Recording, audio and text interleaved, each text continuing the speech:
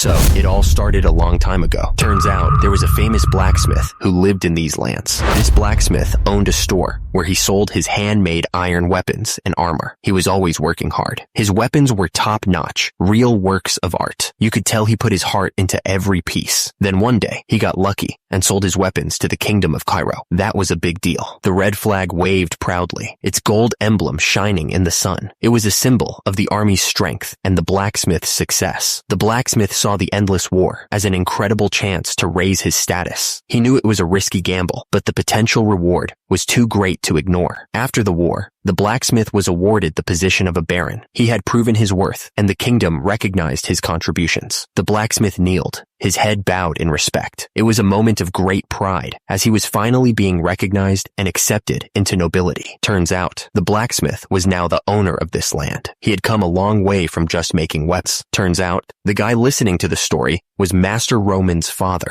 Lord Romero Dimitri, the Baron, looked forward, his expression unreadable. He seemed to be considering the story he was hearing. One of the men kneeling before Romero Dimitri seemed shocked. Oh my, so the Lord, Hans, standing behind the Baron, looked confused. He wondered why Romero Dimitri was listening to a story everyone already knew. A few hours earlier, things had been very different, so he was about to ask something. He seemed confused by what he heard. Roman looked absolutely stunned as he asked if he was really the eldest son of the Dimitri family. He looked like he didn't believe it. Roman asked if this was the kingdom of Cairo, located on the Salamander continent. He also asked if the world he knew, Murim, didn't even exist. It was a lot to take in. Someone answered with a simple yes. The confirmation just made everything even weirder. Hans thought it was weird. Even though Roman wasn't the brightest, this was the first time Hans had seen him so out of it. Some people were hanging around Roman, who was still out of it. Meanwhile, Hans looked at him suspiciously, wondering if Roman was drugged. Someone mentioned that it was a popular thing for rich kids to do these days. It was just a rumor, but it made sense. Another person agreed, saying that it was possible. After all, Roman wasn't exactly known for being the sharpest tool in the shed. Hans spoke to Roman, reminding him that the lady of the Lawrence family, his fiancée, was coming to visit today. He hoped Roman was in a state to receive her. The person added that it was more than possible, given that Master Roman had been rotting away in his room for the past 25 years. Unlike his brothers, the guy had basically become a shut-in. Turns out, he was known as the moron of Dimitri, not exactly a compliment. The servant was saying that the lady of the Lawrence family valued elegance and manners, so preparing beforehand was important. But Roman interrupted, saying that something else was more important than that. Roman demanded that the servant take him to the eldest person of this land. He said the lady was less important than knowing how to live in this current world. Hans was completely confused. He wondered why someone who had lived his entire life here was saying such things, but he sighed, reminding himself that he had to fulfill his duty as a servant. Hans simply replied, "Understood, master." The man paused, wanting to make sure Roman was listening. It was time to reveal what he knew. The old man cleared his throat, ready to speak. He said that was all he knew.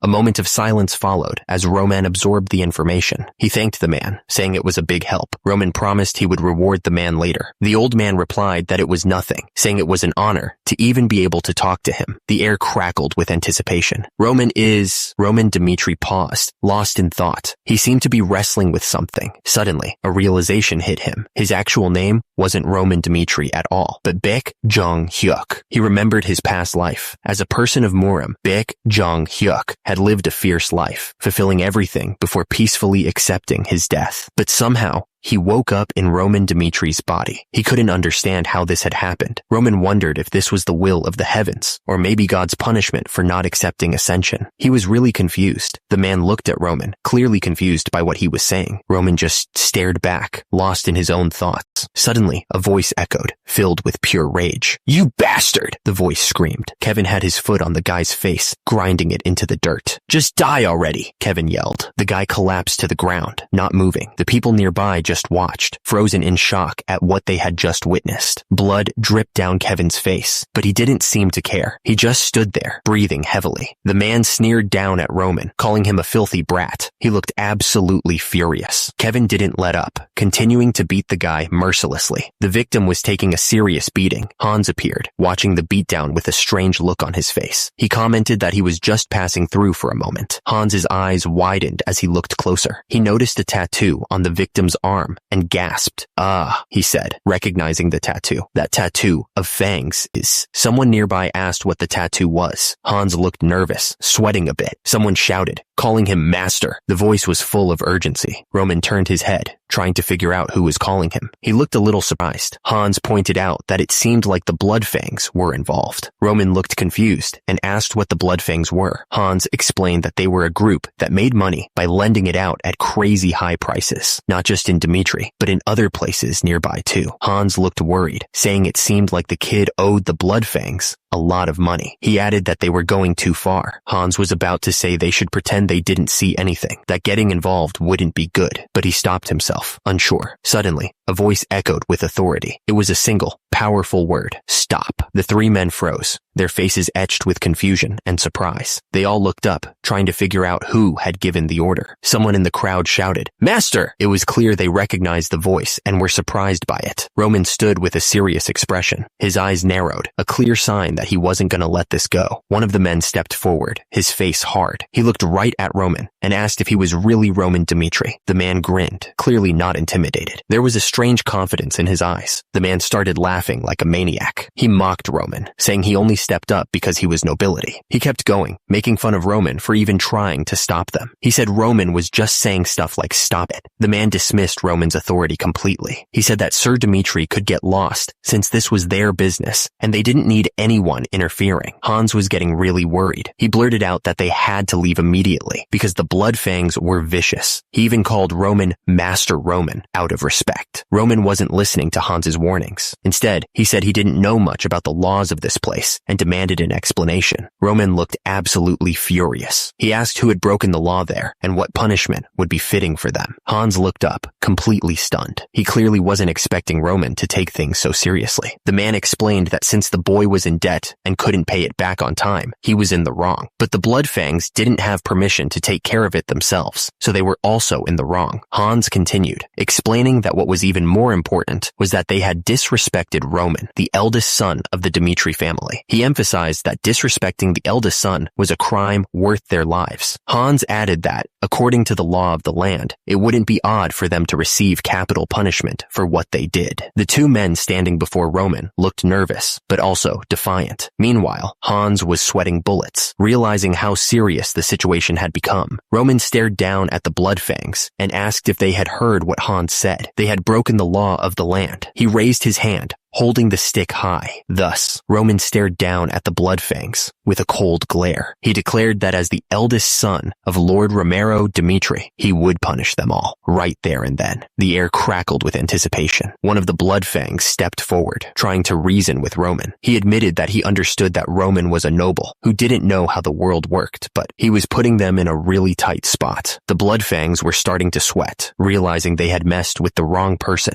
The blood fangs stood there, flexing their muscles and holding their weapons high. One of them pointed out that they had tattoos of fangs on their arms. Roman's face was calm, but his eyes flashed with anger. That proved it, he thought. The blood fang looked confused, not understanding what Roman was getting at. He asked what Roman was talking about. Roman took a step forward, his foot landing heavily on the ground. He declared that they were all just trash, especially since they dared to talk to the owner of the land like that. Roman shouted that he didn't need to know what they usually did. He was clearly not in the mood to hear their excuses. Roman didn't hesitate. He charged forward, ready to take on the whole gang. One of the blood fangs shouted for the others to attack. They weren't about to let Roman disrespect them like that. The blood fang member swung his knife, ready to cut Roman down. Roman blocked the attack with his arm, stopping the knife just before it could cut him. The blood fang member looked shocked, like he couldn't believe Roman had blocked his attack. Roman didn't hold back. He stabbed one of the blood fangs right in the neck, and blood sprayed everywhere. The blood fang member was in total shock. He stammered, not believing what had just happened. Roman started walking towards the others, the knife dripping blood. They were clearly scared now, not knowing what to expect. Suddenly, Hans yelled out, "Master!" Roman didn't wait. He charged, ready to take them all on. Roman was caught completely off guard. His face was covered in blood, and he looked like he couldn't believe what had just happened. The attacker swung the brutal knife, ready to strike again. At the same time, Hans stared in disbelief, his mouth hanging open. The attacker didn't let up. He kept hitting Roman, each strike landing with a sickening thud. The force of the blows sent shockwaves through the air. As a result, Han's eyes widened even more. It was unbelievable that this was happening. One of the attackers asked if he was really Master Roman. The fight was brutal, and Roman was covered in blood. He remembered what he first saw when he opened his eyes. It wasn't a pretty sight. Turns out, there was a will written by Roman, and multiple drugs scattered on the floor. It looked like a suicide attempt. He also recalled that the Kingdom of Cairo, which was always at war, chose a representative from each household and forced them to serve.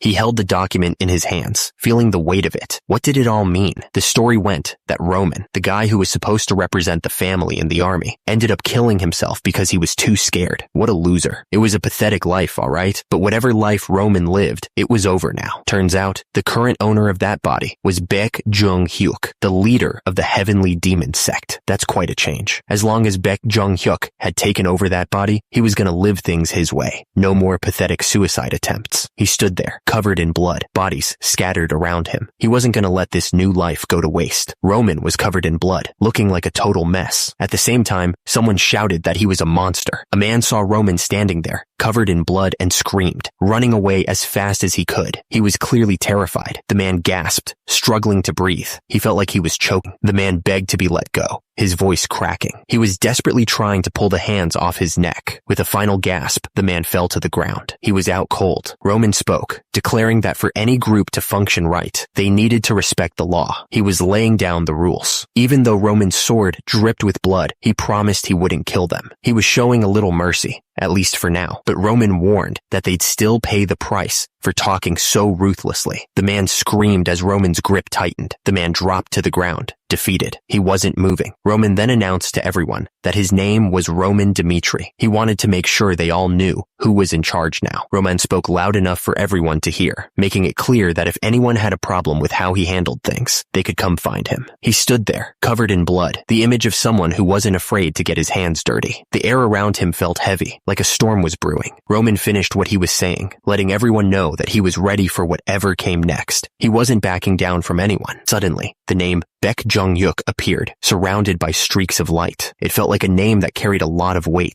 Turns out, Baek Jung-hyuk had climbed to the very top of Muram, and he did it with power that was just insane. The guy looked like he could blast you to bits with a single glare. His eyes glowed with power, and his white hair flowed around him like he was some kind of god. The thing is, hundreds and thousands of martial artists had tried to stand against him. They all thought they had a chance, but they all got massacred. Every single one of them. The ground was covered in bodies, a testament to his power. There was a time when their blood flowed so freely, it formed a river. It was a terrifying sight, to be honest. And because of that, the whole world knew that the Heavenly Demon sect was the real power in Muram. No one could deny it. But now, Roman stared at his hand, covered in blood. He looked annoyed. He thought to himself that he had to go back and forth multiple times just to take care of a few street rats. It was beneath him. Roman yelled for Hans. Hans, startled, responded immediately. Roman told him to call the guards, report what happened, and have them look into it. Hans, clearly surprised by Roman's sudden change in attitude, just said, "Oh, okay." Roman watched as one of the thugs tried to run away, but it was pointless. The street was covered in blood and bodies, a real mess. Roman stared at his brutal hand again, thinking to himself that this body was really useless. It didn't have much ki, and what little it had flowed horribly. Roman knew he had to hurry up and gather information. He also needed to go through skeletal modification as soon as possible. He muttered the word, "Master." Kevin stammered, thanking Roman for saving him. He then asked if Roman was the one who got beat up. He seemed confused. Roman looked down at Kevin, who was still trying to process everything. Roman made it clear that Kevin shouldn't get the wrong idea. He didn't do it to help him. Roman continued, saying that the Blood Fangs broke the law, and he just punished them for it. And Kevin wasn't an exception either. So he was going to have to explain himself without a single lie. The threat hung in the air, heavy and dark. If he wanted to keep his tongue, he better start talking. Kevin's face was a mess of bruises and cuts. He was clearly terrified, but he knew he had no choice. Kevin, his voice trembling, said he understood. He knew he had to tell Roman everything if he wanted to survive this. Kevin explained that his parents had borrowed money from Bloodfang to buy land for farming. He added that they would have easily been able to pay them back if they had sold their crops. Kevin's voice rose with anger as he spoke about those Bloodfangs. He was clearly about to lose it. Kevin explained that those Bloodfangs had destroyed all of their crops. He looked absolutely devastated. The ground was covered in broken corn stalks, and ruined vegetables. It was a scene of total destruction. He paused, then said he learned something later. It was clear he was about to reveal something important. Kevin's fist clenched as he revealed that those scumbags were after his younger sister. His knuckles were white with anger. Kevin screamed that it wasn't fair, that they never troubled anyone, even though they didn't have much. He begged Roman to save his little sister. He kept begging, tears streaming down his face. He was desperate for Roman to help. Roman stared back at Kevin, his expression unreadable. Kevin thought there was something different about his eyes. Kevin thought he was looking at the mad demon, one of the 4 heavenly kings. Roman's eyes seemed to pierce through him. Roman was thinking about it. He remembered meeting the mad demon in a rundown place, just like this. The memory seemed to stir something within him. Roman looked at the injured man and asked him what his name was. He needed to know who he was dealing with. The injured man, looking up at Roman, told him that his name was Kevin. He was hoping Roman would believe him. Roman told Kevin that he'd check if he was telling the truth later. He added that what happened today would be properly taken care of, one way or another. Kevin, tears still in his eyes, thanked Roman over and over. He was so grateful for the help. Roman closed his eyes, a strange feeling washing over him. It was just a feeling, but something told him this was the start of something big. The feeling grew stronger. Something told him that he might have a long relationship with Kevin. The carriage wheels crunched on the dirt road, carrying them further on their journey. The rhythmic sound filled the air. The driver looked back at the carriage and announced to Lady Flora that they would be at the land of the Dimitri family shortly. They were almost there. Lady Flora, gazing out the window, simply replied that she understood. The Dimitri family was about to get a whole lot more interesting. Someone was thinking about the future, planning to meet him soon. Lady Flora thought about Roman Dimitri. It all started a month ago. Someone was shocked by something. Turns out, someone had just learned about an arranged marriage with the Dimitri family, and they were not happy about it. Lady Flora pointed out that their land wasn't doing so well. To fix the disaster, there was apparently only one way.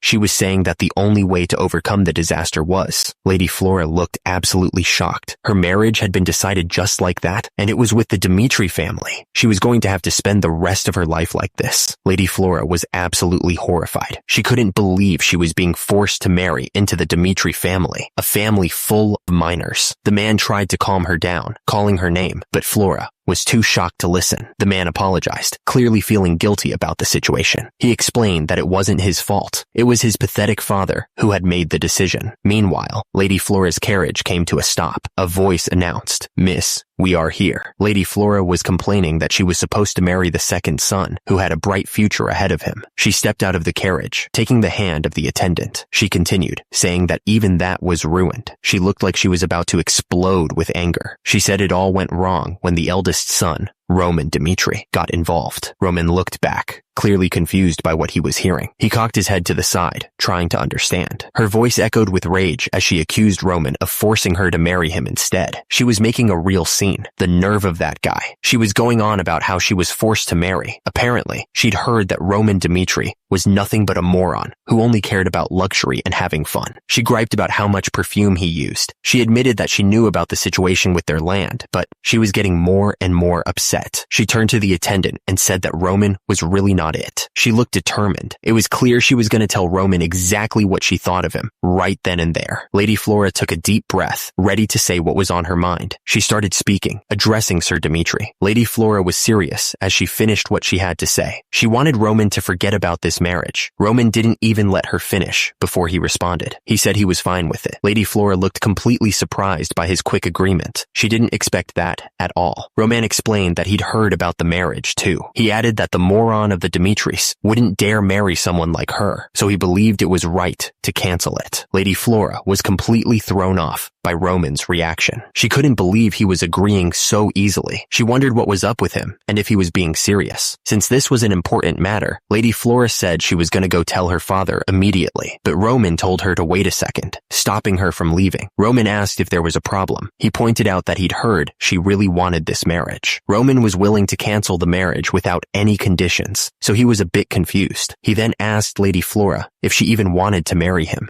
Lady Flora hesitated for a moment. She finally admitted that she didn't really want to. Roman figured they should just stop causing each other any more trouble. Roman continued, saying they both agreed to cancel the marriage, and that was all there was to it. He added that he'd be taking full responsibility for breaking the engagement. Roman figured that, since he was already called the moron of the Dimitris. Roman finished by saying it wasn't that big of a deal to also be called a divorced man. Lady Flora was thinking to herself, wondering what was up with Roman. She was completely baffled by his attitude. Roman turned and headed for the door, leaving Lady Flora standing there, speechless. The air in the room was thick with unspoken questions. The door swung shut behind him with a soft click. It was like the end of a chapter. Lady Flora was trying to make sense of what just happened. She wondered to herself if Roman was really the moron everyone said he was. The doors to the room slammed shut. The sound echoed in the hallway. A voice boomed from somewhere, yelling about what Roman had just said. The person sounded absolutely shocked that he would even think of canceling the marriage. The man in red robes was saying that he already told the lady of the Lawrence family. He had already informed her of Roman's decision. The man's face turned red, and he yelled that Roman was a stupid brat. He looked absolutely furious. He spat out the words, reminding Roman that everyone called him the moron of the Dimitris. The man, who I now realize must be Roman's father, Romero Dimitri, was ranting about how he tried to provide a good environment for him. He said that a marriage with the Lawrence family was the best way for the Dimitri family to gain a proper position as nobility. Romero Dimitri went on, saying all Roman had to do was get married to that pretty noble woman that he wanted, but he couldn't even do that. He was clearly disappointed. Roman offered his apologies. He didn't seem too sincere about it, though, and immediately, something came flying at him. It hit Roman square in the face. He looked like he was gonna cry. Romero Dimitri was yelling, asking if Roman thought an apology could fix what he'd done. He said that if everything had gone smoothly, he was planning to prevent Roman from being drafted. Now, Roman had to go to the battlefield in 6 months. He demanded to know if Roman had anything to say about it. Roman simply replied that he didn't. The man leaned in, a smirk playing on his lips. He said he'd heard Roman had some trouble with Bloodfang, but he didn't believe Roman could have handled them himself. Someone probably helped him, he said. Romero Dimitri leaned back in his chair, pointing a finger. The problem, he said, was that even he couldn't do anything about Bloodfang. And since Roman couldn't fulfill his duty as a son, he was now responsible for his own problems. Because of that, he wasn't going to give Roman any help. Romero Dimitri turned away, sneering. He figured Roman was probably going to start begging for mercy while crying. Meanwhile, Roman stood silently, listening to every word. Roman stood there, his expression unreadable as he stared at the closed door. He didn't seem fazed by the challenge at all. And then, Roman simply said he understood. He didn't argue. He didn't plead, just accepted it. Roman declared that he would deal with it himself. Roman continued, explaining that since it was caused by his actions, he believed he should be the one to take care of it. Roman told Romero he would come back after taking care of everything. But before Romero could respond, Roman turned to leave. Romero, looking surprised, suddenly told Roman to wait. But Roman didn't stop. He turned and walked out, the door clicking shut behind him. Roman wiped the blood from his face, trying to clean himself up. He didn't seem to care about the fight he had just been in. Suddenly, a voice echoed in the room, cutting through the silence. Someone was asking if he was actually insane. Roman paid no attention to the question and continued wiping the blood from his face. He looked completely unfazed. Lady Flora was standing there, looking at Roman with a mix of shock and disbelief. She asked him why he was still there. Lady Flora warned him that they were dealing with the Bloodfang, a group that even terrorized nobles. She was clearly worried about the situation. Lady Flora looked worried, warning Roman that if Bloodfang felt troubled, they would definitely retaliate. She asked him what he was planning to do without his family's help. She seemed genuinely concerned for his well-being. Lady Flora insisted that Roman should just go back and beg the Baron for mercy. She was clearly scared of what Bloodfang might do.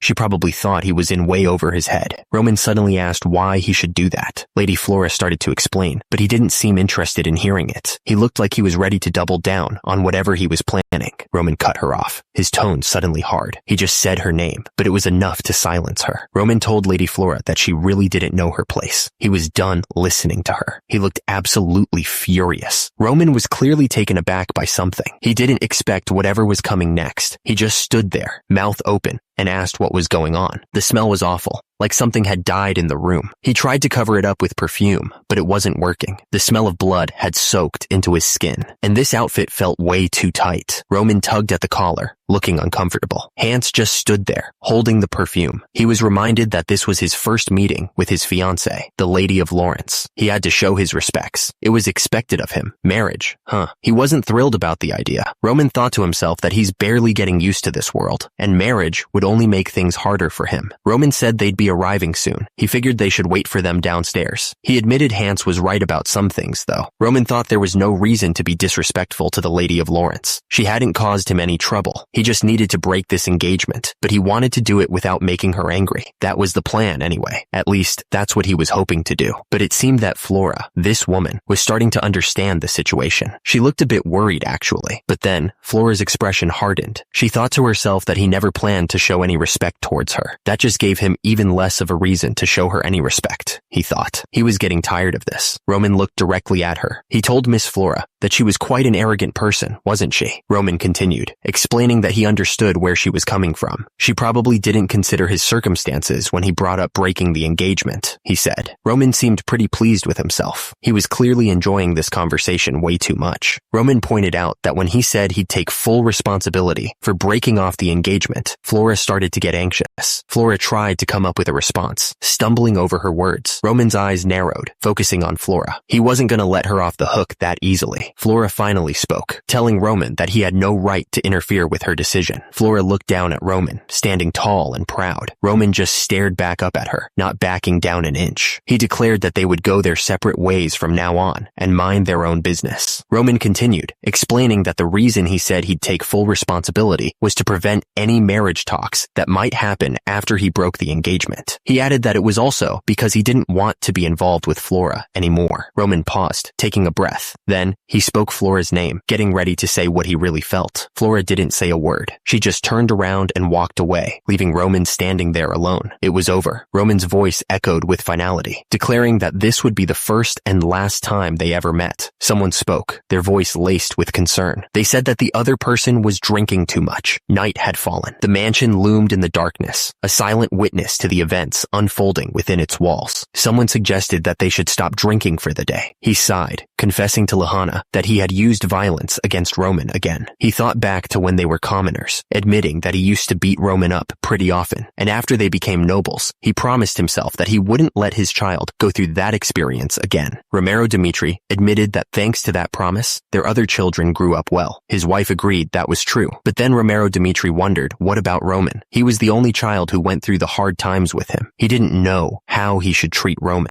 His wife told Romero Dimitri not to blame himself too much. She reminded him that they were the only ones who could correct their children's wrong behaviors. She added that the Romero Dimitri she knew wasn't someone who would let his own son stray off in the wrong direction. She insisted that he still had the chance to set things straight. The man wondered if they were talking about Bloodfang. He pointed out that Roman was a prideful kid. He figured Roman probably said he would take care of Bloodfang himself in the heat of the moment. But if they left him like this, who knew what would happen to him? The woman had an idea. She asked why he didn't get Captain Jonathan to help Roman. The man agreed that she was right. He immediately shouted, asking if anybody was there. A moment later, someone answered. He asked if he was called, Master. The man didn't waste any time. He ordered the servant to call Captain Jonathan immediately. Someone was calling out to the young master. The voice called again, this time using his name, Young Master Roman. Hans rushed up to Roman, looking worried. He said it was too dangerous for the young master to be outside like this. Hans reminded Roman that they didn't know when Bloodfang would return for revenge. He admitted that this whole situation was tiring him out. Hans suggested that they head back inside where it was safer. Roman turned to Hans and asked when he thought Bloodfang had gotten so strong. He really wanted to understand where their power came from. Hans admitted that he wasn't too sure about it. He really couldn't say for sure when they got so tough. Someone chimed in, explaining that Bloodfang had started gaining their bad name by mercilessly slaughtering their enemies. They were especially brutal against those who did bad things. The voice continued, stating that infamy gives birth to fear. It was a simple fact, but it carried a lot of weight. The voice concluded that fear increases efficiency in carrying out tasks. Basically, People work better when they're scared. Hans looked worried as he asked if Bloodfang wasn't still dangerous. Roman replied that they were, as long as... Roman finished his thought, saying they could only be a threat if they could make him afraid. The air outside was calm, with the sun shining on the buildings. The sign read, Atelier Restaurant. The restaurant was buzzing with quiet chatter as the server walked over to their table. The air smelled of spices and roasted meat, a welcome change from the tension of the last few days. The server placed the dishes on the table. There were sausages, grilled meats, and some kind of salad with a strange dressing. He announced that the food they ordered had arrived. Hans looked at the spread with wide eyes. Whoa, he exclaimed, clearly impressed by the amount of food. Roman suddenly stood up from the table. He told Hans he could stay here and eat, but he'd be heading out first. The sudden announcement made Hans blink. Hans looked up, completely confused. He asked Roman what he was talking about all of a sudden, not understanding why Roman would leave now. Roman turned to Hans, his expression serious. He told Hans that he would continue the investigation on his own from now on, and that Hans should stay here since it was too dangerous for him. Hans immediately shouted back, denying Roman's order. He wouldn't allow that. Hans stared at Roman, his face set with determination. He wasn't backing down. Hans insisted that even if he was in danger, he could never send Roman off by himself. He wouldn't allow it. Roman looked at Hans, a hint of concern in his eyes. He knew Hans was serious, but he didn't want to put him in harm's way. Roman stared intently at Hans, questioning if he was truly one of his men. Hans, looking a little surprised, quickly confirmed that he was, of course, one of Roman's loyal followers. Roman grabbed Hans's shoulder, telling him to do what he could to help, but not to sacrifice himself meaninglessly. He added that Hans had already done more than enough just by accompanying him this far. Roman declared that he'd be back soon, his voice filled with determination. Hans watched Roman leave, only able to mutter, "Young master." Hans was clearly touched by Roman's words. He admitted to himself that he never expected the young master would say such things to him. Suddenly, a group of people burst into the room, looking shocked and confused. One of them was even holding a rolling pin. "Oh right, what the hell? Now's not the time for this," one of them shouted. Someone realized they needed to warn others about something important. He thought to himself that he needed to let them know about this. Meanwhile, Roman was thinking about Bloodfang. He realized that if there was one thing he had learned about the Bloodfang these past few days, he considered that their strength wasn't really that formidable, but because they operated in small groups, it was very difficult to hunt them down. Roman figured the Bloodfang were probably acting passive because they were afraid of the consequences if they weren't able to kill him properly. It was just a feeling he had as he walked through the town. He knew they were an authority without a figure, a dangerous group to deal with. Roman realized that if he couldn't find them himself, he'd have to get them to come to him. He only needed to make them come to him. So, he strolled around in the streets with Hans on purpose, making sure they were seen. Roman walked down the street, a bad feeling growing in his gut. He figured that Bloodfang probably knew exactly where he was at this point. On top of that, Roman knew that today was the Dmitri Knight's regular training day. He couldn't shake the feeling that everything was happening at once. Because of that training, the amount of security on the streets had been greatly reduced. He realized that this was the exact moment Bloodfang would strike. That meant if they were planning to get revenge on him, now was the time. Roman could feel his blood pumping, and he knew he had to be ready. This was their perfect chance. Roman grinned, ready for whatever they had planned. Right then, Roman heard someone say his name, Roman Dmitri. Suddenly, a guy with a knife jumped out, screaming that this was the revenge of Bloodfang. Roman turned around to see another attacker, repeating that this was the revenge of Bloodfang. Someone shouted, calling for the captain. The captain's face turned serious when he heard the call. Someone shouted, calling for Captain Jonathan. The urgency in the voice was clear. Captain Jonathan was surprised to see Hans. He asked what had brought him here, but Hans was struggling to get the words out. "The young master is..." Captain Jonathan urged him to calm down and explain what was going on. He was worried about what the young master was up to. "The young master is..." "Captain, you have to..." Hans was gasping for air, his face pale. He was clearly terrified and exhausted. Hans finally managed to say that Captain Jonathan had to go find the young master right away. He looked like he was about to pass out from the stress. Suddenly, a voice boomed, warning that young Master Roman was in danger. The urgency in the shout was impossible to ignore. Without warning, a man shouted "Cur" as he stabbed someone with a knife. The sound of the blade sinking in was sickening. His eyes wide with shock, the victim started to say, "This scumbag." He looked absolutely furious. The attacker's hand tightened around the knife, his knuckles white. The weapon was covered in blood. The hand holding the knife trembled slightly, but the grip remained firm. The air was thick with the smell of blood. The man gasped, clutching clutching at his chest as blood bloomed across his shirt. His eyes widened in disbelief as he realized what had just happened. The attacker stared down at the brutal knife in his hand, his expression blank. He didn't seem to feel anything about what he had just done. The attacker stood over the body, the blood pooling on the cobblestones around them. The scene was silent, except for the faint sound of dripping blood. A voice echoed through the alley, filled with disbelief and horror. Someone had just stumbled upon the gruesome scene. Two men hurried into the alley, their faces grim as they took in the sight of the body. They clearly hadn't expected to find this. Two men arrived at the scene, and they looked absolutely shocked. They couldn't believe what they were seeing. One of them said that this wasn't what they had been told to expect. The man with blood staining his shirt grinned. He asked the newcomers what they thought they were doing, his voice calm despite the blood.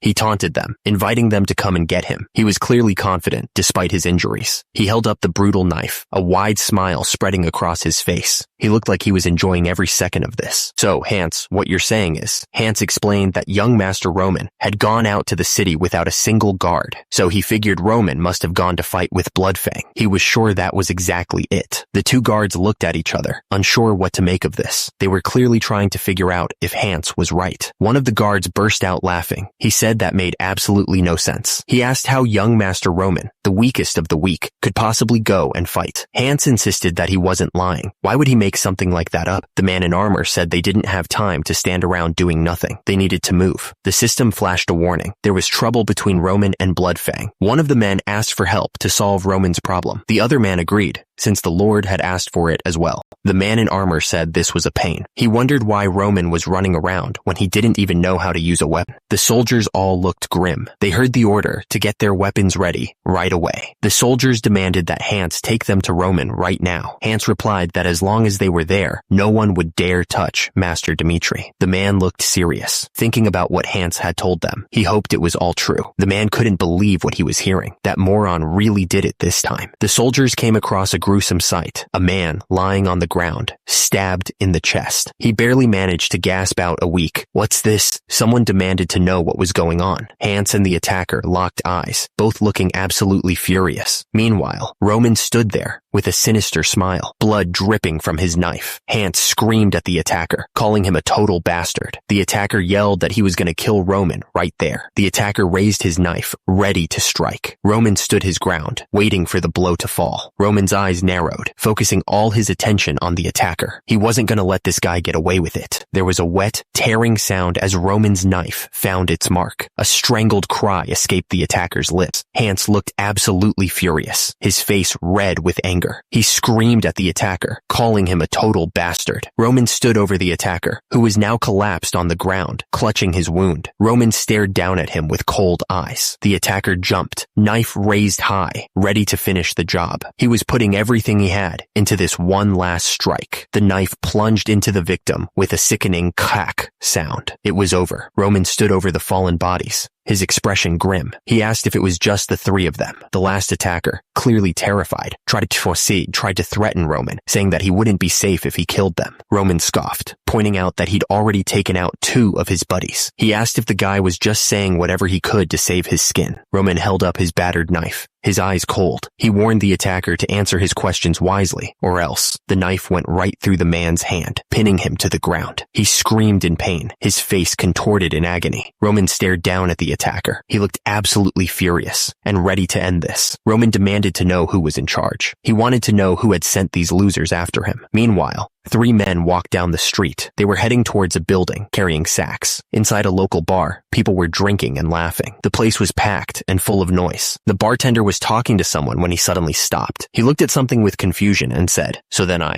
Roman stood at the bar, his back to the bartender. The bar became quiet, like everyone was holding their breath. One of the bar employees started to say something, but stopped. He was clearly shocked by what he saw. The bar employee stepped forward nervously and greeted Roman. "Hello, young master." "Hello." The bar patrons started whispering amongst themselves. "It's Roman? Why did he suddenly come here? Why does he look like that?" Roman stood at the bar and asked the bartender, "What will it be?" "Tear of the Dawn, one from the 20s. The bartender apologized, saying that the bar didn't have anything like that. He asked if he should recommend something else, but Roman just said that was fine. Roman simply told him to get him something strong. Roman explained that he had something to do in the morning, so he was going to need to be a bit drunk, Roman said. The words "dew of the dawn" appeared in the air, almost like a question hanging in the balance. Turns out, it was a pub right in the middle of the street. Apparently, that's where they got their tasks from. Hans asked what the special code was, the one they needed to say to get the tasks. The code phrases floated in the air: tear of the dawn, something strong, and work in the morning. It was important to say all of those phrases, and in the right order too. The bar was crowded, filled with people drinking and talking. It was a normal enough place, but the air felt thick with tension. Suddenly, Hans's voice boomed through the room. He yelled for everyone's attention.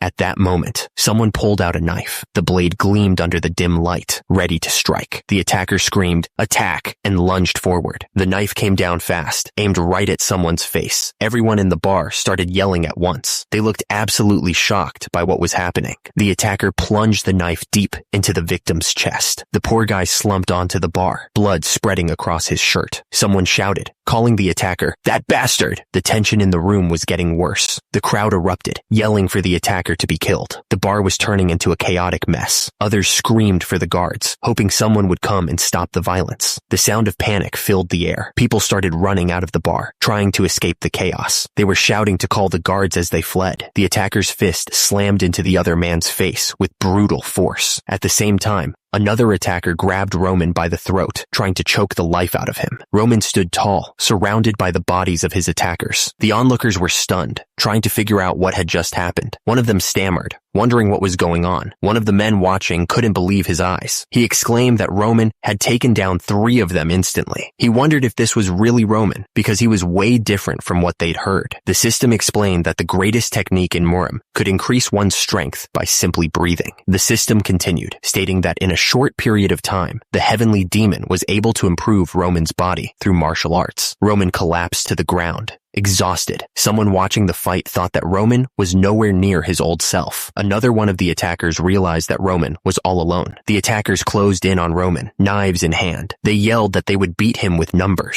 Despite being surrounded, Roman smirked slightly. He wasn't worried at all. Roman thought to himself that these guys were nothing but nuisances. Someone was struggling to pull themselves up, grabbing onto the edge of something with a grunt. A man looked up, shocked by what he was seeing. He said that someone had made it just in time, narrowly avoiding something bad. The man said he was just about to finish up. He then asked Roman why he was doing this. Roman replied that it was a useless question, since the man was the one who attacked him. Besides, it was just the 2 of them now. Roman stared at the man, his expression unreadable. He admitted that he had something he was curious about, his eyes gleaming. Roman suggested that they have a little chat, his tone hinting at something more than just a friendly conversation. The man's eyes widened, his mouth hanging open slightly. He was clearly shocked by what he was seeing. Another man was lying on the floor, barely conscious. He looked terrified, like he couldn't believe what was happening. Another man lay still on the floor, a knife beside him. It looked like something young Master Roman had done, which was hard to believe. Someone shouted for the captain, their voice filled with panic. The captain asked what was going on. The survivor from the 2nd floor said that young Master Roman had gone to Lawrence. The man looked up, clearly confused by the news. He asked why young Master Roman would go to Lawrence. The reason was simple. Blood Fang's main base was located at Lawrence, which was really bad news. It all started an hour before. Something was definitely about to happen. In Lawrence, the building stood tall against the sky. It was a place where secrets hid in every shadow. Suddenly, someone called out, "Hey, owner!" The interrogator spoke, suggesting they could both benefit from talking things through. The guy looked up, sweat dripping down his face, clearly terrified. The interrogator mentioned that the guy had already lost 2 fingers, but the guy spat back that he should get lost and that he had nothing to say. The prisoner screamed that Roman would pay for this. Blood Fang, he said, would definitely get their revenge. Roman responded that the man should have acted like that in the first place. He admitted he liked people like him. Roman continued, explaining that those who don't talk, even after torture, and aren't afraid of death, usually have the most valuable information. The prisoner insisted it was a waste of time and begged Roman to just kill him. Roman paused, wondering if that was really true. Roman stared at the prisoner, his purple eyes intense. He was thinking about what the guy had just said. Roman figured it was time to test the prisoner. He wanted to see if the man would keep his mouth shut, no matter what he did. Roman produced produced a photo. He said he was going to use it as an example. Roman held up the photo so the prisoner could see it. He wondered what would happen if he said, Roman threatened to find and kill the prisoner's son, the one in the picture. The prisoner's eyes widened in terror. The prisoner denied everything. He insisted he didn't know what Roman was talking about and that the kid wasn't his son. Roman fired back immediately, saying he was full of it because the kid looked exactly like him. The prisoner's teeth were clenched so hard they looked like they might crack. He was absolutely furious. The prisoner exploded with rage. He shouted that it was insane for a noble like Roman to threaten his family. Roman held up the photo of the prisoner's son. He happened to have learned something interesting about Bloodfang recently. The guys in Bloodfang even sacrificed their lives for the sake of getting revenge. Roman continued, explaining that he had found one common thing among those guys. It's that they were heavily in debt to the Bloodfang, and they weren't originally bad people. Roman finished his thought, but they ended up turning into devils. Roman explained that Bloodfang doesn't hesitate when committing crimes just to make people owe them money, and turning the debtor's family into slaves is easy for them. That, he said, was the truth about Bloodfang. The prisoner explained that they push a person to the edge of a cliff, and they hold their family hostage and use them as a threat. He asked if Roman didn't think that was a reasonable guess as to how they operated. The prisoner's face was bruised and swollen. He said that nothing changes even if you know the truth. Roman told him that Bloodfang would definitely get there. He interrupted himself, telling the guy to think about it carefully. He added that the prisoner had to be careful when choosing where to bet his money. Roman stared down at the prisoner. He was serious, he said, when he said he'd kill his son. Roman swore by his name, Roman Dmitri, that he would get revenge. Roman said he would make the soldiers look for him. The picture of the prisoner's son was now broken. He said he would kill him, very slowly and very painfully. Roman's foot came down hard, smashing the picture frame and the image of the prisoner's son beneath it. But before he did that, Roman told him he'd give him another chance. The prisoner's eyes darted around, sweat beading on his forehead. Roman asked if he would rather keep his mouth shut for the sake of Bloodfang and let his son die while suffering, or would he give him the information he needed to properly take care of Bloodfang? Roman's words hung in the air like a threat. The choice was his. Far from the interrogation room, the town of Lawrence was quiet. The only sound was the wind whistling through the buildings. Deep inside a building, an unknown person asked if something was really true, sounding unsure. Another person confirmed that Roman Dmitri himself had defeated an entire division. It was a shocking claim. The men started to panic. If the Dmitri Knights took action, they knew they'd be in serious danger. The man looked furious. He shouted, "Damn it!" He refused to believe what he was hearing. There was no way. The man sitting on the throne couldn't believe Roman was capable of such a feat. He thought Roman was just a weakling. He glared, realizing they had messed up big time. He admitted that they had intended to show everyone how powerful they were by taking out Dmitri. The news was unbelievable. How could someone who couldn't even get in the Royal Swordsmanship Academy defeat an entire division by himself? The leader sat on his throne and asked where Roman was at that moment. He figured that Roman had just left the Dmitri region. He wondered if Roman had gotten information from the morning dew. The leader asked if Roman was all by himself. The other person confirmed that he was. The leader looked absolutely furious. He said that Roman dared to attack their headquarters all by himself, like they were nothing. The leader immediately ordered his forces to gather. He wasn't going to let Roman get away with this. One of the subordinates told the leader that they would kill Roman before the Dmitri Knights could even get there. They had to take care of that arrogant brat. The attacker's eyes burned with rage. He screamed that Roman Dmitri dared to put his hands on Bloodfang,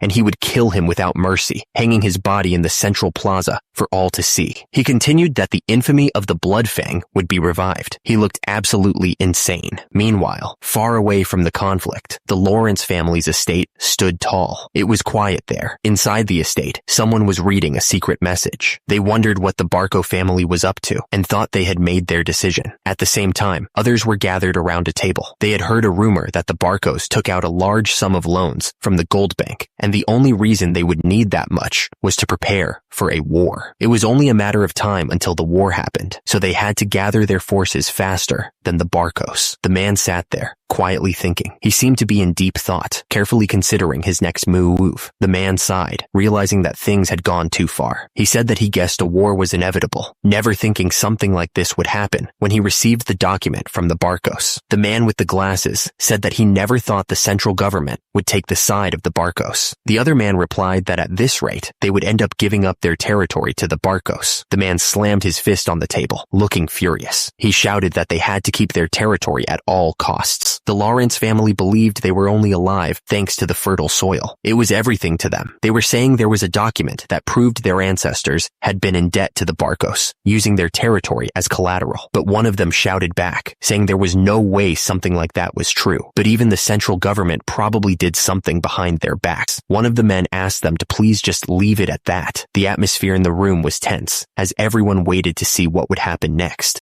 One of the men said that no matter what happened, they must not give away their territory. He warned that families from all around would come at them like hyenas if that were to happen. Since the Barcos didn't seem to want to compromise with them, they had to resist to the best of their abilities. The man then said that was right, and that was why they had arranged a marriage with the Dimitris. Another man chimed in, agreeing that they had the Dimitris. He added that although they were originally commoners, weren't they one of the wealthiest in the northeastern region? One of the men said that no matter how much the Barcos borrowed, they wouldn't be wealthier than the Dimitris. He seemed pretty confident about it, like he knew something the others didn't. The Lord hoped that was the case. That's why he had sent his only daughter to that idiot in the Dimitri family. After all, the advisor chimed in, saying it was all for the sake of Lawrence. He assured the Lord that he had made the right choice and shouldn't blame himself too much. The Lord simply said, all right. He seemed to accept what the advisor was saying, but there was still a hint of worry in his voice. Meanwhile, Flora looked uneasy. She seemed to be in distress, and a bead of sweat trickled down her face. The gears turned in her head. What should she even tell them? She was clearly struggling to figure out how to break the news. Flora looked down, her face etched with worry. She was clearly starting to feel the weight of what she had done. Flora was pacing back and forth, conflicted. She thought to herself that now that she had broken off the engagement, she couldn't even face her father. But then she shook her head, telling herself that this was her life, and she wasn't going to get sold off to some guy. Still, she worried about her father's plan and the family's future. With newfound resolve, Flora decided she was going to tell him. She steeled herself, ready to face whatever came next. Flora declared that she couldn't marry someone who she didn't have feelings for. She would tell her lord that she couldn't go through with it. Flora's face was a mask of worry as she stood there. In the background, a knight was running towards her, his face etched with panic. Flora's eyes widened slightly, a bead of sweat trickling down her temple. She looked completely confused, unsure of what was happening. The knight finally reached Flora, panting heavily. He managed to sputter out a greeting, addressing her formally. The knight then shouted that it was an emergency. His voice was full of dread. Flora's eyes darted around, her face pale with shock. She was clearly caught off guard by the knight's sudden announcement. The attacker was right outside, banging on the door. He yelled for them to open up, calling them every name in the book. One of the guards shouted back, demanding that they drop their weapons and follow protocol. He warned that young Master Roman was in danger. The guard continued to yell that if anything happened to young Master Roman, he wouldn't forgive them. Below, a group of knights rode up to the scene,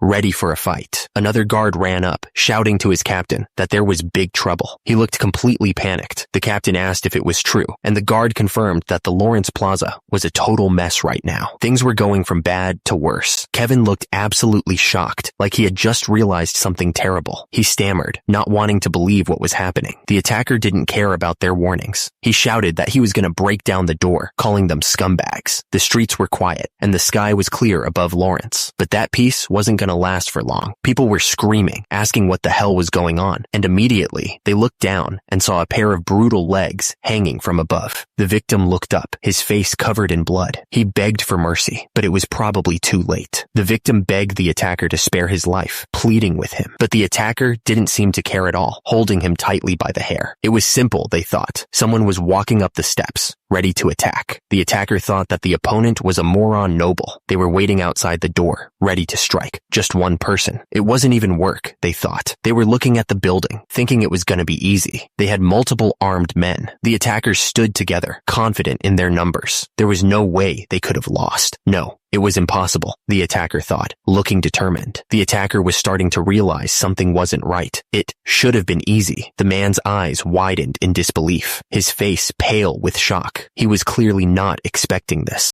The bodies of his men were scattered around him, lifeless. The man knelt there, staring at the scene of the massacre. He knew it was over. There was no escape, no way out. He thought to himself that he was going to die. He was surrounded by the bodies of his men, the blood soaking into the floor. The man just knelt there, waiting for the end. The attacker started to panic. At this rate, he knew he was gonna die. He could feel it coming. His mind was racing. He was gonna die. He was absolutely sure of it. No way. He didn't want to die. He couldn't die. He refused to die. He repeated it over and over in his head. He was gonna die. He didn't want to die. He was gonna die. He didn't want to die. He didn't want to die. He was gonna... The attacker begged for his life, pleading for Roman to spare him. He stammered, begging Roman to please stop. He begged Roman to at least spare his life, anything to avoid death. Roman didn't even hesitate. He grabbed the attacker by the hair and dragged him along the street. The attacker, now on the ground, weakly pleaded, "Please!" The sound of the blow echoed through the plaza. The attacker cried out, blood splattering on the cobblestones. The crowd watched, whispering amongst themselves. They were clearly shocked by the brutality of the scene. The attacker, desperate to survive, begged for his life. He promised he'd do anything, even become Roman's dog for the rest of his days. Roman looked down at the man with cold eyes. He told him he should have offered to be his dog before he tried to attack. It was too late. He should have thought about the consequences before he showed his fangs. The attacker was down, lying in a pool of his own blood. He was clearly in terrible shape after that last blow. The crowd began to murmur, realizing what was happening. One of them said that the man was the leader of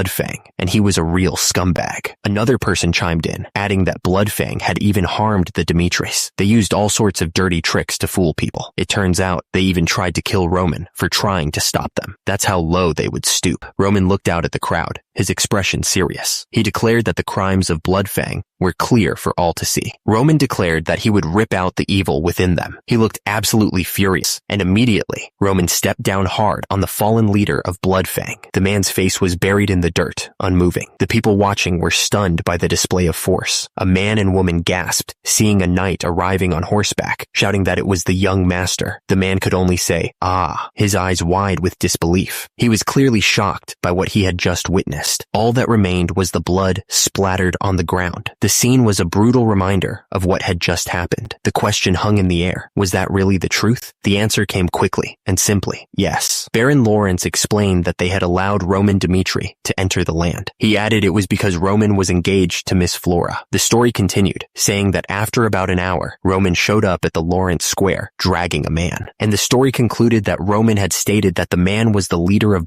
Fang, Ben Miles. And then came the bombshell. He had executed him right there, in front of everyone. The news was met with disbelief. Could it really be true that Roman Dimitri had done this? Baron Lawrence looked absolutely stunned. He couldn't believe that Roman had caught the leader of Fang and executed him. The man with the glasses argued that the important thing was that Roman had murdered someone without the Lord's permission. It was a matter that couldn't be ignored. Baron Lawrence cut him off, saying that permission and the timing of it all wasn't what truly mattered. The question hung in the air, thick with disbelief. Had the person who was supposed to marry his daughter really taken care of Fang? Baron Lawrence didn't waste a second. He ordered them to summon Roman Dimitri immediately. Baron Lawrence made it clear he wanted to hear about it from Roman himself. The sound of boots echoed through the halls, getting closer and closer. And then, the door swung open, revealing the person who had been summoned. 3 figures approached, their footsteps echoing in the hall. Leading the way was a man in a simple white shirt, flanked by 2 knights. Captain Jonathan was surprised. It turned out that the Dimitri Knights were involved in the events at Lawrence Plaza. Roman Dimitri stepped forward, greeting Baron Lawrence with a polite nod. Baron Lawrence didn't waste any time with pleasantries. He demanded that Roman get to the point and explain why he came all the way to Lawrence to commit such a violent act. Roman explained that it all started a few days ago.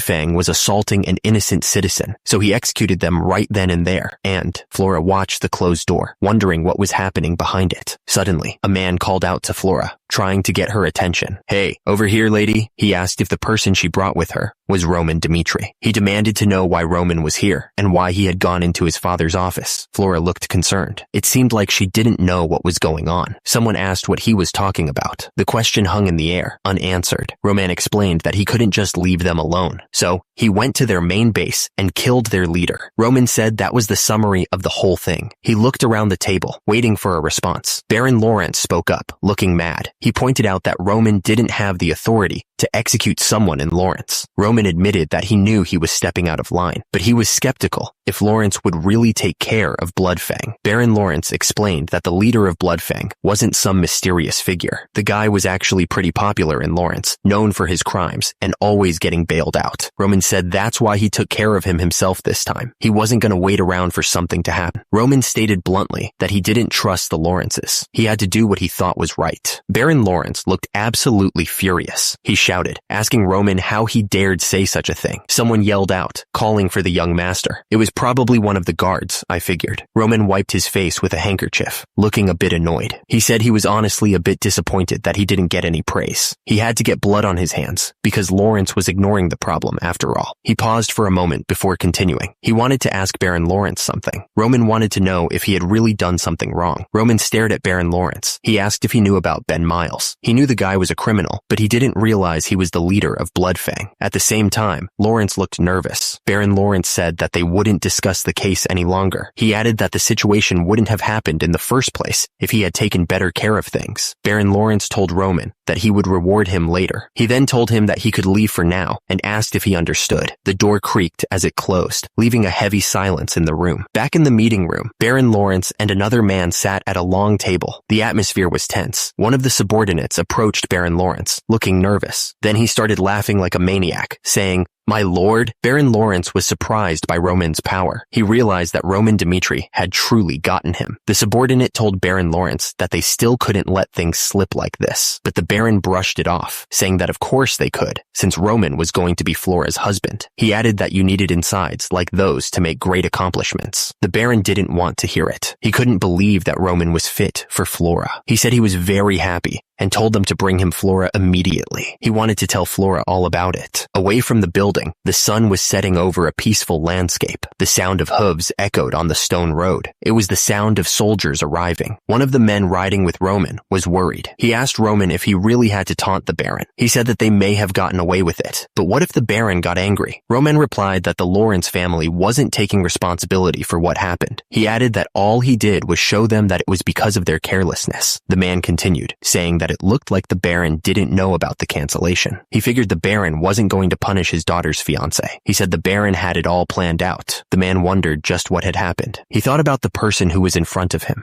Roman stared intently, his face grim. He was focused on something far away. At that moment, someone realized that this was not the Roman Dmitri they used to know. This Roman was something else entirely. The voice echoed in his head, introducing himself as Junghyuk Baek. Junghyuk's voice continued, declaring that Roman was the son of the heavenly demon.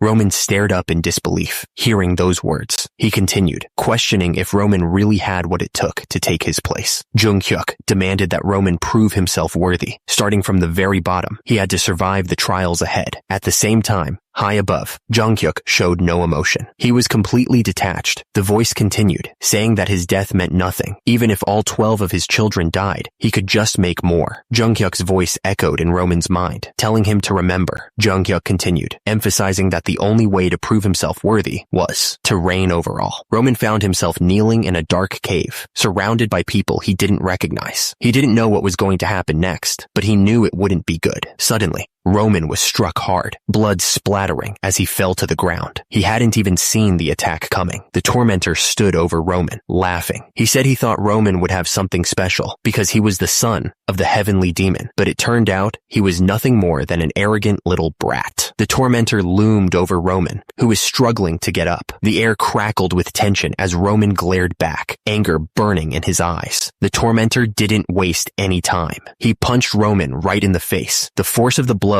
sending Roman's head snapping back. Two observers watched the beating. One of them muttered that Roman was a dumbass. The tormentor continued to beat Roman, not letting up for a second. He thought back to his childhood, to a time when most people were protected by their parents. The tormentor's fist came crashing down. The force of the blow was enough to make anyone's head spin. Roman's head sapped to the side from the impact. He could taste blood, and his vision swam. He was getting beat up pretty bad. He was thrown away in a world where only the strongest reigns. That was the reality of things. Back at the Dmitri estate, the mansion stood tall against the night sky. The place looked peaceful enough. Inside, water splashed in a luxurious bathtub. It was a stark contrast to the beating Roman was taking. Roman let out as he sank deeper into the steaming water. The hot water was nice, but he still felt like something was weighing him down. Roman closed his eyes, feeling the exhaustion creep in. He figured he was getting tired more easily in this new body of his. Roman lay back in the tub, thinking about everything that had happened since he woke up in this world. He had been through a lot, that was for sure. Roman's eyes snapped open, a glint of determination in them. He knew he had to keep moving forward, no matter what. He thought about it and realized most of what he'd been through lately had to do with Bloodfang. To wipe them out, he had to destroy everything in his way. Roman sat in the hot water, thinking about what he had done. He told himself he had no regrets and that he hadn't changed as a person. Roman continued, thinking about how he would slice and torture anyone who got in his way. He would use any means to get rid of those who directed killing intent towards him. That was the life he'd led up until now, Roman thought. He had always been this way. Nothing changes just because he'd become Roman, he thought. He was still the same person inside, but Roman knew it might be dangerous to go out like he did last time. He still hadn't completely figured out how this world worked, and his strength had definitely diminished compared to back then. Roman lay back, thinking about what he should do next. He figured he should think carefully about his next move, since he was now the young master. But just then, someone told him the Lord was calling for him. Roman said he understood, and that he would be there soon. With that, he got out of the bath and headed for the door. He knocked on the door to announce his presence. Inside, one of the men wondered if Roman had really done something. The other man agreed, saying he'd noticed that young Master Roman had changed a lot. In his office, Jonathan sat at his desk, thinking to himself. The other man in the room agreed that Roman had definitely changed, and that he wasn't the same person they used to know. Jonathan continued, saying that Roman was his sore thumb. He was the only one of his sons who didn't have anything impressive about him. Jonathan added that Roman was also the only child that went through the times when he was a commoner. He paused, lost in thought. Suddenly, a voice called out, "Dad." Jonathan held out his hand, offering Roman a piece of candy. Jonathan looked surprised. He didn't expect to see a piece of candy. "What is this?" "Candy." Jonathan looked down at the child. He asked why he had come all the way here just to give him this. He told him to stay away from here since it was dangerous. The child smiled innocently. He explained that Jonathan worked all day, Dad. The child held out the candy. He told Jonathan that was why he wanted to give him a candy. The child looked up at Jonathan with hopeful eyes. He told him to eat that and finish his work quickly so he could come back home.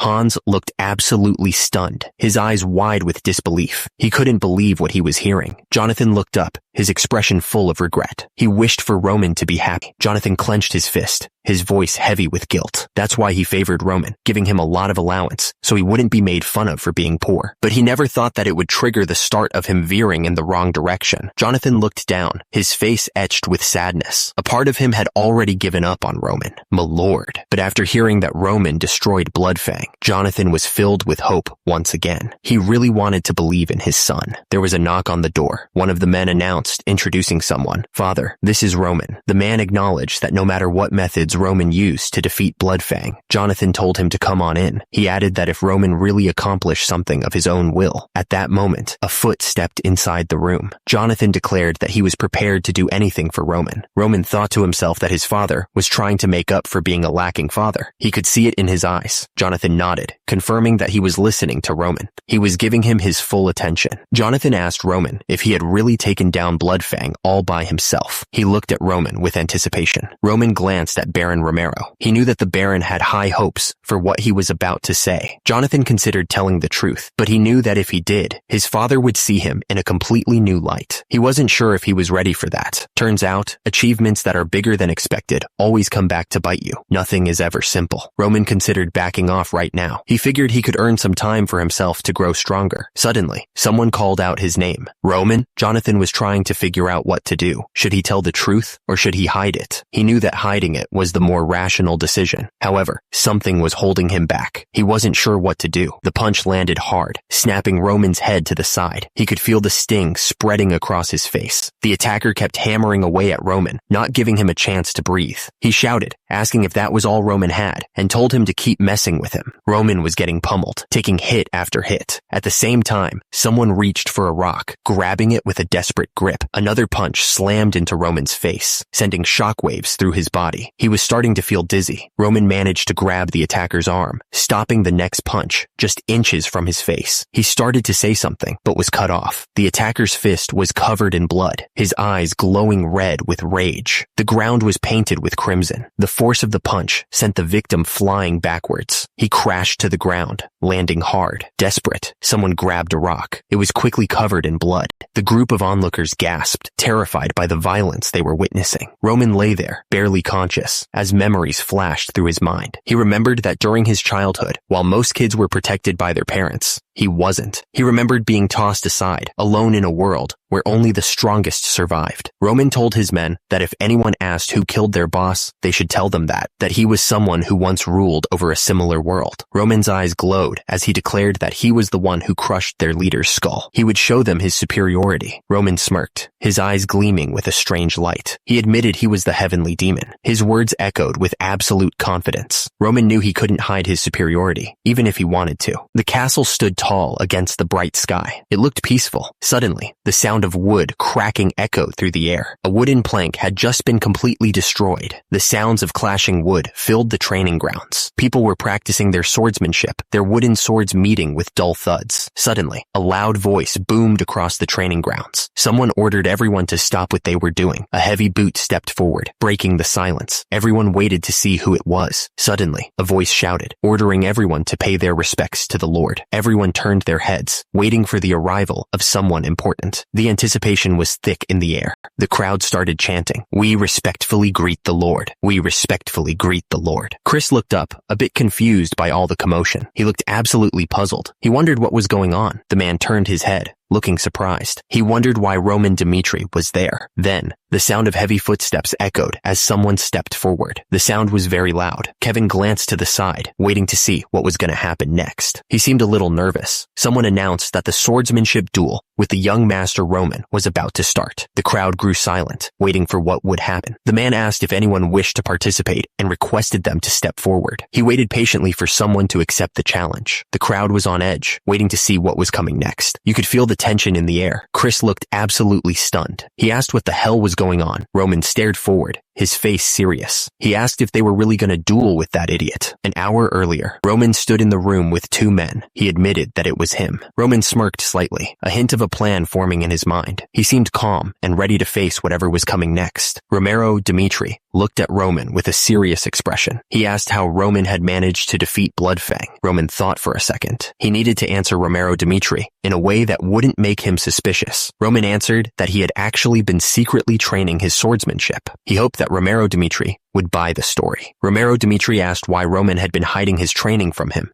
saying he would have supported him if he'd known. Roman replied that he'd spent too long wandering around on his own and needed to stop being pampered. Roman continued, explaining that he wanted to prove that even he, the so-called idiot of the Dmitri family, could achieve something independently. But he admitted that even so, there was no way he could have taught himself swordsmanship to the point where he could face Bloodfang all alone. Roman explained that Bloodfang was an organization built on illegal loans, threats, and backroom deals. He figured that if he took out their leader, the whole group would fall apart. So, he admitted, he'd baited out Ben Miles, their leader, with fake information and then hid him away. The other man was shocked. He asked if Roman had really baited out the leader of Bloodfang. Romero Dmitri looked concerned. He pointed out that Bloodfang always went after the weaker nobles who couldn't defend themselves. Roman replied that that was exactly why he had used himself as bait. Romero Dmitri was clearly upset. He exclaimed that what Roman had done was way too dangerous. Romero Dmitri continued, explaining that if Bloodfang really wanted revenge, Romero Dmitri stressed that they could have just ignored their leader and killed Roman instead. However, Roman interrupted, explaining that he was sure that a group held together by threats and pressure wouldn't risk their lives to save their leader when they had a chance to regain their freedom. Roman concluded, stating that that's exactly what had happened. Roman stood in the room with Romero Dmitri and Hans. The air felt heavy, like they were about to discuss something important. Romero Dmitri was thinking about Roman's plan. He thought to himself that it took careful decision-making, planning, and the courage to carry it out. Romero Dmitri continued to think about what Roman had done. He was impressed and thought that impressive was an understatement for what was accomplished. He couldn't believe Roman was the one who had done all that. It was hard to imagine the fool of the Dmitri family could have pulled it off. Romero Dmitri looked at Roman. He asked if he could ask him one favor and told him to please go ahead. Suddenly, a voice echoed through the room. room, declaring that he wanted to see Roman's swordsmanship with his own eyes. Romero Dmitri stepped forward, admitting that he wanted to see just how much his son had changed. The voice sounded again, almost desperate, saying he was dying to see just how much Roman had changed. Romero Dmitri looked absolutely shocked by something. He was sweating a bit too. Then the voice spoke again, asking if there were no volunteers. The men standing nearby looked down, avoiding eye contact. Chris was saying that, of course, no one wanted to volunteer. They wouldn't gain anything if they won.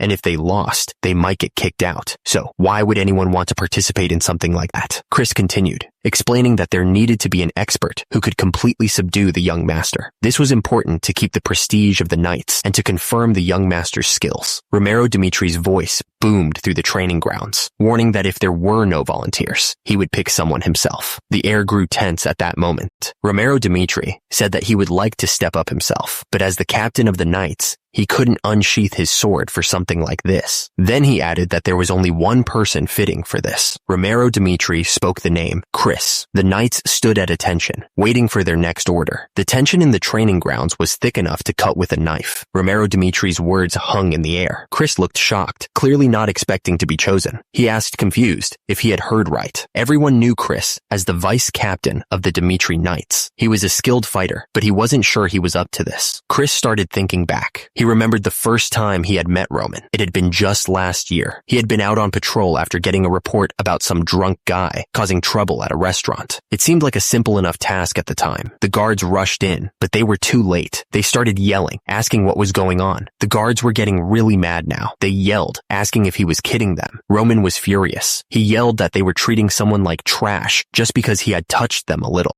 Roman didn't stop there. He kept going, asking if they really wanted their restaurant to go out of business as of today. The restaurant staff immediately started apologizing, saying they didn't mean it that way, but Roman didn't want to hear it. He told them to shut up. His face twisted in anger. Roman was losing it. He yelled at the staff, telling them not to talk back to him like that, since they were just lowlifes. He was absolutely furious. Roman kept shouting, telling them to get over there again. One of the staff tried to calm Roman down, stammering that he should chill out, but Roman didn't want to hear it, so he punched the guy, telling him to get over there when he called. Another man stepped in, telling Roman he thought that was enough. He demanded to know who they were and told them to get out of there. The man grabbed Roman's wrist, warning that if he caused any more trouble, even if he was the young master, he would be in trouble. Chris's face stung from the slap. The red marks on his cheek were a clear sign of the force he'd just endured. The knight, absolutely livid, shouted at Chris, demanding how those lowly knights dared to lay their hands on him. He looked absolutely furious. Chris glared back, thinking how he knew from the moment he got slapped in the face. He was starting to realize something. Chris realized that this guy had never trained his entire life. The knight's weakness was becoming obvious. Chris thought that the knight had the strength of an average, no, below average adult man. He was pathetically weak. The thought echoed with a sting of disgust. It was hard to believe what was happening. The knight looked absolutely shocked. He couldn't believe that such a pathetic human being was the son of a lord. Another knight chimed in, admitting he had always considered Roman as trash, someone who would be better off dead. He was clearly not impressed. The knight was furious. He couldn't believe that he was being asked to duel with that same Roman. Are you kidding me? Chris looked absolutely stunned. He'd clearly been caught off guard by all of this. Then he heard his name being called. Chris, come forth. The man insisted that Chris should be the one to duel Roman. He explained that Roman was an expert who had faced Blood Fang all by himself, and it was only right for Chris to step up for a fair match. Chris looked unsure, but he was interrupted as someone called his name. He looked up, clearly not wanting to get involved. Chris nodded, a look of understanding washing over his face. It seemed he had no choice in the matter. The two men stood facing each other on the training ground, swords drawn.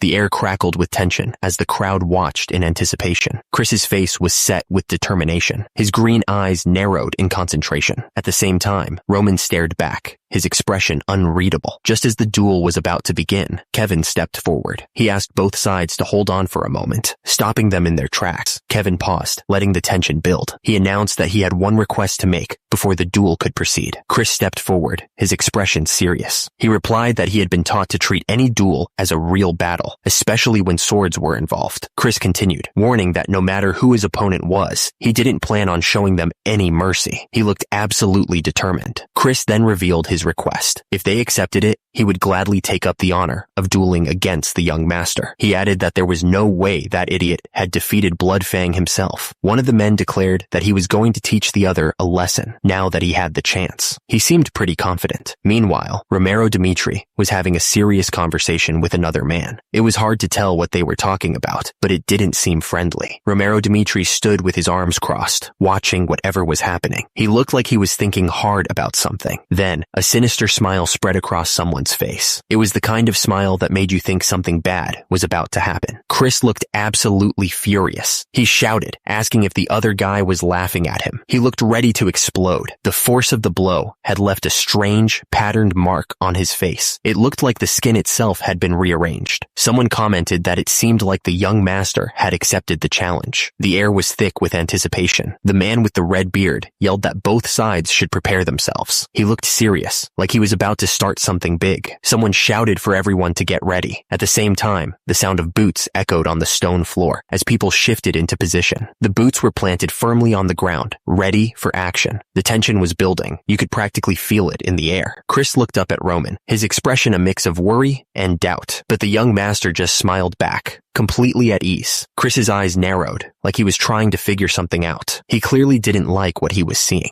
Roman's gaze was steady, a touch of purple shining in his eyes. He seemed ready for anything. And then, the signal. It was time to begin the duel. Chris yelled out to both sides, telling them to get ready. The crowd started to murmur, excited to see what was about to happen. You could hear the sound of boots hitting the ground, both fighters getting ready to throw down. The air was thick with anticipation. Chris stared down at Roman, a serious look on his face. On the other side, Roman just smirked, not showing any sign of nervousness. Chris's eyes narrowed, focusing on Roman's every move. He was determined not to lose, especially not in front of all these people. Roman's purple eyes shone with confidence. He wasn't worried at all, like he already knew how this was gonna end. Roman's purple eyes narrowed, focusing on the upcoming fight. He was ready to see what Chris had to offer. And with that, the signal was given. It was time to begin. The first move was made, the sound of a foot hitting the ground echoing through the area. The fight had officially begun. Chris didn't waste any time. He swung his wooden sword at Roman, trying to catch him off guard, but Roman was ready. He blocked Chris's strike, the sound of wood on wood ringing out. Those watching the fight were getting excited. One of them pointed out that Chris was really fast and was giving it his all. Kevin's eyes widened as he watched the fight unfold. He was definitely surprised by what he was seeing. The two swords met with a loud crash. One of the fighters couldn't believe his attack had been blocked like that.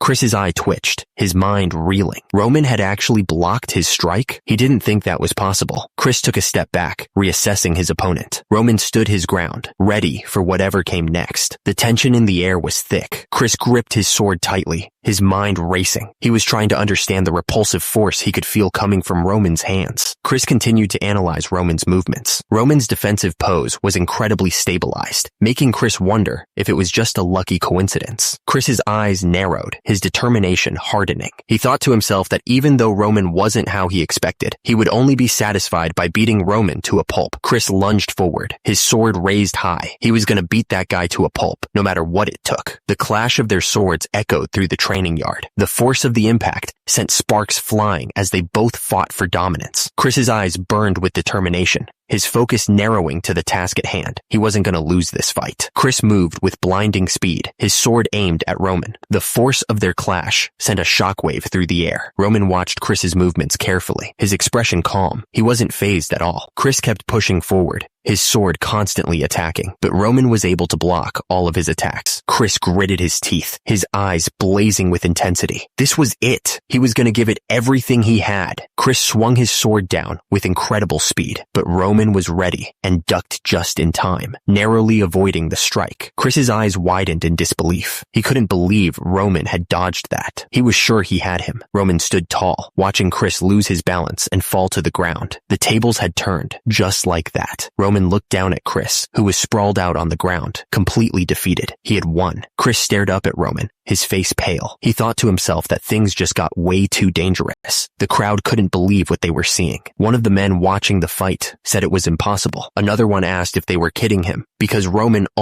Chris's eyes narrowed, and he thought to himself if this was truly, he wondered if he was finally seeing Roman's real skills. Roman stood there, sword in hand, ready for whatever came next. He wasn't going to back down now. Chris was starting to sweat. From defense to offense, Roman wasn't lacking in any way. He wondered if Roman really did annihilate the Blood Fang all by himself. At this rate, Chris realized he might actually lose. Chris was furious with himself. What the hell was he even thinking about? His opponent was Dimitri's idiot. He had to get his head back in the game. Chris gritted his teeth. He wouldn't lose to Roman in front of all these people. There was no way he was going to let that happen. Roman looked at Chris, a smirk playing on his lips. He thought that was enough of a warm-up. It was time to get serious. Roman raised his sword, ready to attack. This time, he wouldn't hold back. He was going to show them what he was really capable of. Chris looked down at Roman, a determined look on his face. He announced that he would be going first, ready to show off his skills. Chris's eyes widened as he felt the impact. Beads of sweat popped on his forehead, showing how serious he was taking this fight. Chris coughed up blood, the blow catching him completely off guard. He hadn't expected Roman to move so fast. Chris barely managed to raise his weapon in time to block Roman's strike. He was astonished by Roman's speed, exclaiming, "What's with this guy? He's incredibly fast." Roman's foot slammed onto the ground, showing how fast he was moving. He wasn't giving Chris any time to breathe.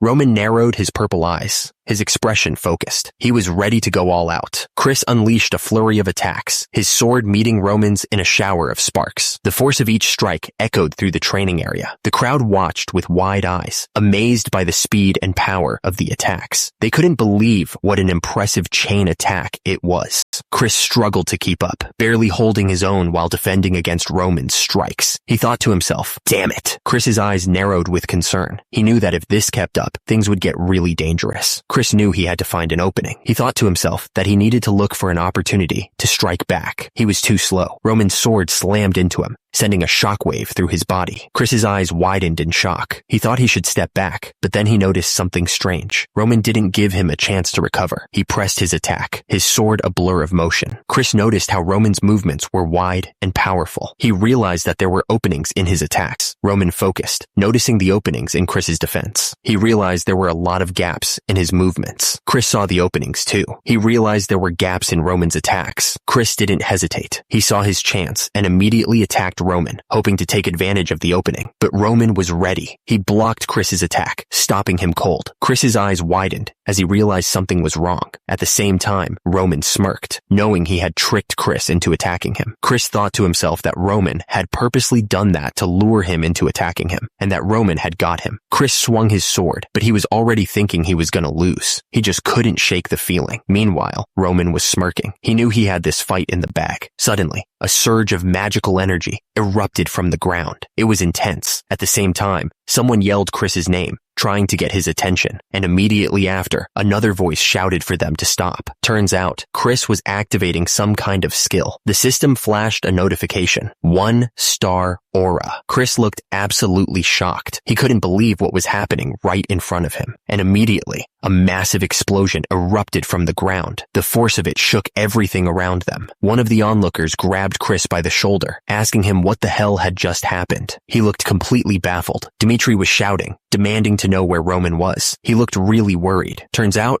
Roman was all right. He let out an of relief. Roman watched the fight below with a piercing gaze. He was absolutely focused on every detail. The impact of their fight was sending energy blasts everywhere. The floor was tearing apart with each strike. Chris and Roman clashed, their swords meeting with incredible force. The air crackled with energy as they fought. Chris looked absolutely stunned. He couldn't believe what he was seeing. The force of the impact sent Chris flying backwards. He was completely helpless in the air. The people watching the fight couldn't believe their eyes. They were completely shocked by the power they were seeing. The crowd was absolutely stunned by what was happening, and immediately, Roman stood over Chris, his sword pointed down. Roman looked down at his opponent with cold eyes. He wasn't going to show any mercy. The question hung in the air. Who was the person that got picked as the new Deputy Knight Commander? The question was met with another question. Did the person not even know? Meanwhile, two men were talking about the new Deputy Knight Commander. He was the commander's apprentice, and seemed pretty young, one of them said. The other man replied that even then, He's a 2-star aura knight. It was quite an achievement. He's a 2-star at that age? The question showed the surprise they felt about his skills. The rumors about the new deputy knight commander were spreading like wildfire. They were saying that he felt mana after only half a year of training, which was unheard of. The man with green hair looked shocked. It only took him 3.5 years before he became a 1-star aura knight. That's insane, he thought. And the rumors didn't stop there. Apparently, his sword skills are incredible too.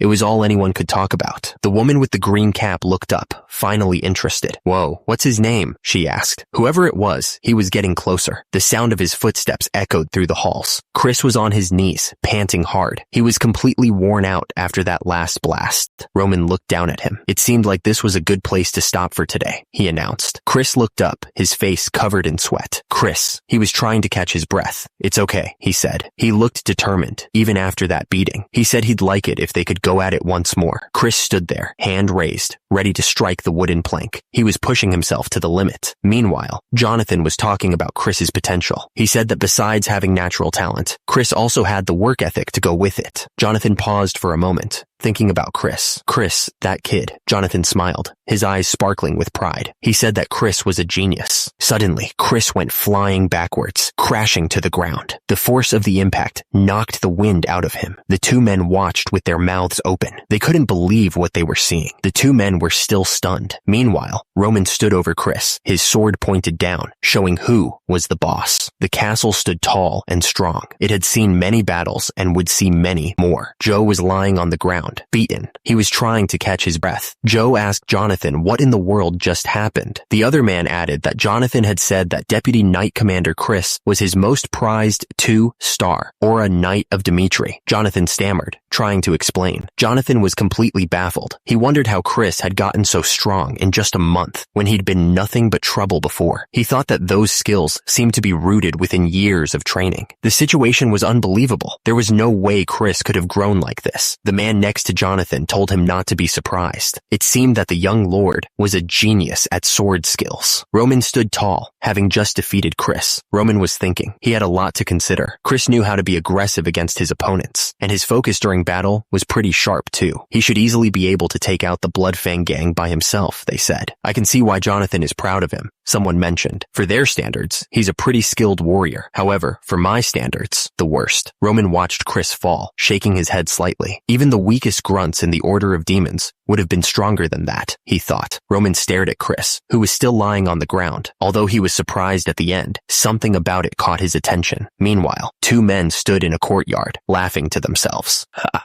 ha. The men were having a good time, laughing out loud. At the same time, a close-up of Roman showed that he was starting to get interested.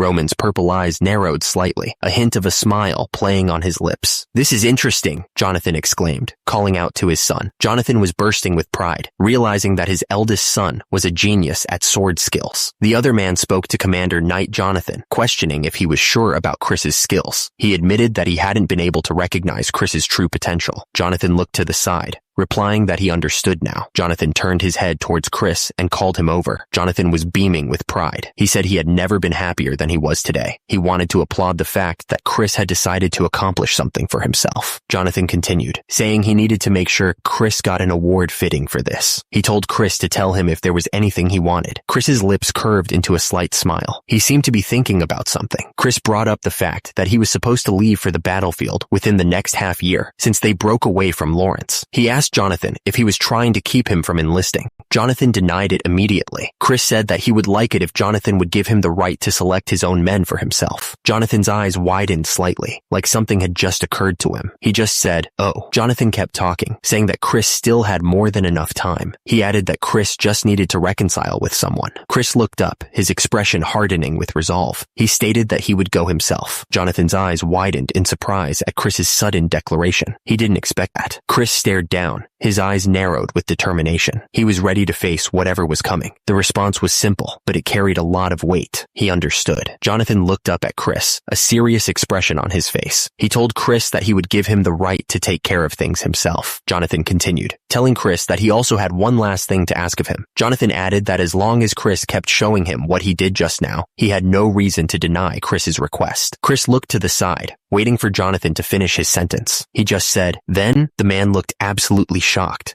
his eyes wide with disbelief. He asked if Jonathan wanted him to teach aura to young Master Roman, clearly not expecting that request. The knight standing gave the orders from their lord. The other knight, sitting on the bed, was in complete disbelief. He asked if the knight really thought this wasn't too much to ask of him. The knight remembered the fight. He muttered that he had to use aura against the young master, Roman. And the worst part? He still lost when Roman counterattacked. The knight put his head in his hand, looking defeated. He complained that all he wanted was to hide in a corner, but instead, he was being asked to teach Roman aura. The knight thought that even if he could get his head chopped off for refusing, he still couldn't do it. He muttered, "Chris." The knight looked at the man on the bed with a serious expression. He told him that he would make him an offer. The knight explained that he'd heard something about this from somewhere. He wanted Chris to teach the young master and see what was different about him. If Chris could take care of this one thing, then he would be sure to transfer all of his secrets to Chris. Chris looked absolutely shocked by the offer. Chris jumped up, asking if he was serious. The knight simply answered, yes. If Chris could get it done, he'd give Chris the secret to becoming a 3-star aura knight. Chris realized this was his chance to improve his skills. A man stood silently with his arms crossed, watching everything. He didn't say a word, but his serious expression said it all. Chris was sweating, his face showing a mix of frustration and disbelief. He muttered, "Damn,"